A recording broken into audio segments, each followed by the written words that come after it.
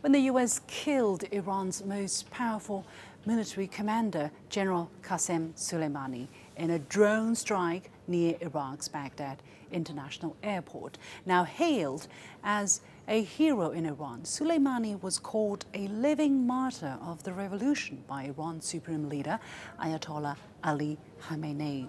The U.S., however, viewed him as a threat, with the Pentagon saying he and his troops were responsible for the deaths of hundreds of Americans and coalition service members and the wounding of thousands more.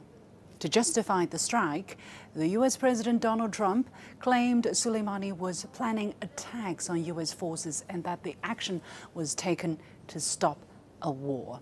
It's quite the opposite, in fact. After Iran's supreme leader vowed that harsh revenge awaits the criminals, Iran launched more than a dozen missiles at 2 Iraqi bases that hold U.S. troops. No Americans were harmed.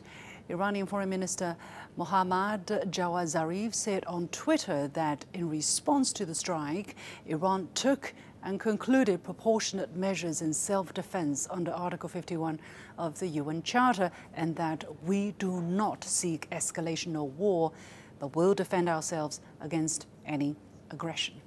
Now, although President Trump said that Iran appears to be standing down in his national address, which is a good thing for all parties concerned and a very good thing for the world, the president also said, by the way, this was an address to the nation at the White House on Wednesday, the president also made plenty more threats this week. Earlier, however, he announced, for instance, that troops could be sent to, and by the way, some 3,000 more troops could be sent to the region. He also vowed to strike 52 Iranian sites if Iran takes military action that strikes any Americans or American assets, including some of cultural importance. 52, he pointed out, represents the number of U.S. hostages Iran took in the country's 1979 revolution.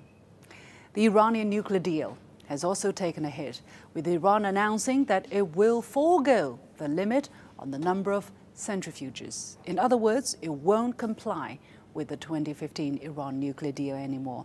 The Trump administration, of course, pulled the U.S. out of that agreement already in 2018. This escalation didn't just erupt overnight. Tensions have been brewing for a long time and are deeply rooted. So has the international media accounted for these complexities and different sides of the stories. The latest developments indeed bring up a lot of tough questions, and here is one. How do you define terrorism?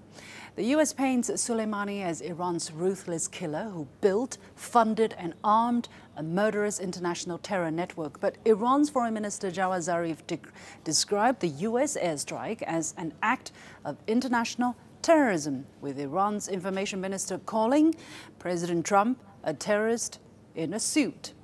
How far must actions taken in the name of fighting terrorism go before they become acts of terrorism themselves? Or do they?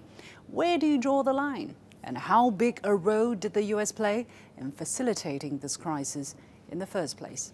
Is the media talking about these points fairly in its coverage? Well, keeping these questions on mind, as usual, we'll take a look at some recent media stories.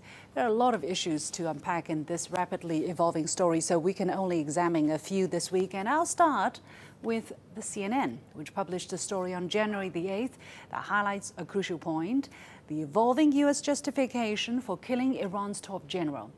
Right off the bat, the article's title poses a serious question. Did the U.S. kill or assassinate Soleimani, and why does it matter? The article says when the U.S. government killing of top Iranian General Qasem Soleimani was first announced, officials from the Pentagon up to President Donald Trump were careful to make clear the strike was meant to head off an imminent attack on Americans.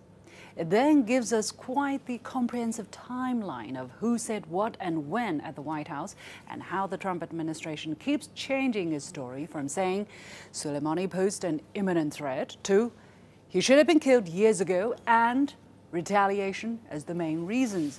I think we can all agree that the White House's justification is a bit murky at best.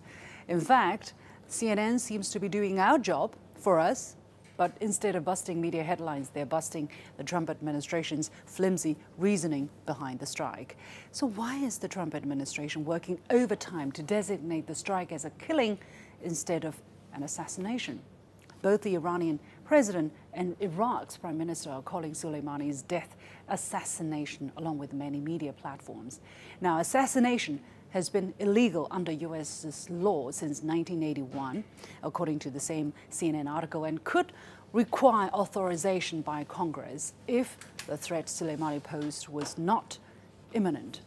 As CNN points out, killing a terrorist as a security matter is one thing. Killing another country's general as part of a policy agenda is something else entirely. So after going through all the trouble of calling out the White House's inconsistent story with all signs suggesting Soleimani did not present an imminent threat, why is CNN still saying the U.S. killed Soleimani instead of assassinated him? Why do some media say assassinate and others say kill or eliminate? Is there a bias? Let me know what you think.